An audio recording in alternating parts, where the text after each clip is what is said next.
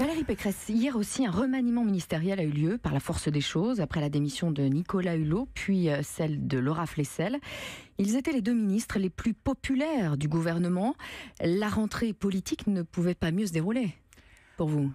Écoutez, le sujet pour moi c'est la réussite de mon pays. Mais vous êtes dans l'opposition? Oui, je suis dans l'opposition, mais j'ai toujours dit que j'aurais une opposition juste vis-à-vis du gouvernement. C'est-à-dire si le gouvernement fait des bonnes réformes, je les soutiendrai. S'il en fait des mauvaises, je le dirai.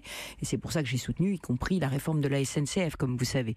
Mais aujourd'hui, le remaniement, c'est pas une question de personne, c'est une question de politique. Si François de Rugy vient pour faire enfin une politique d'écologie positive et pas punitive, pas une politique qui interdit tout à tout le monde, mais une politique qui incite à changer les comportements, qui investit dans l'avenir. Parce que moi, je suis désolée, mais j'ai une ardoise au gouvernement de près de 100 millions d'euros sur les transports en Ile-de-France. Alors, c'est bien de parler d'écologie, il vaut mieux en faire. Alors, lors de la démission de Nicolas Hulot, vous avez tweeté: est-ce la fin des ambitions écologiques du gouvernement? Maintenant que vous avez le nom, François de Rugy, votre verdict, c'est la fin des ambitions écologiques du gouvernement ou non?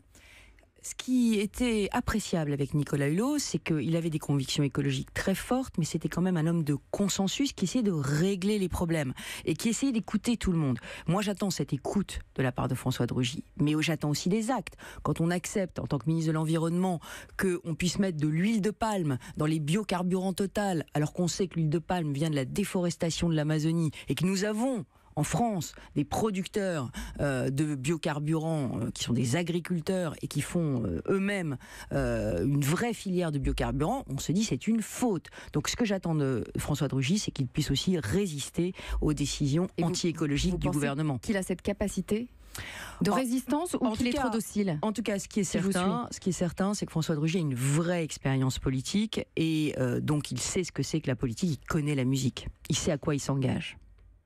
La bonne nouvelle pour vous, c'est que cette fois, aucune figure de droite n'a été débauchée. Alors c'est vrai que c'est un gouvernement qui vire un peu plus à gauche, avec l'arrivée de deux figures de la gauche, mais ça me confirme dans ce que je pense depuis le début. Emmanuel Macron n'est pas un objet politique non identifié. Emmanuel Macron, c'est un homme de gauche, libéral, comme Tony Blair.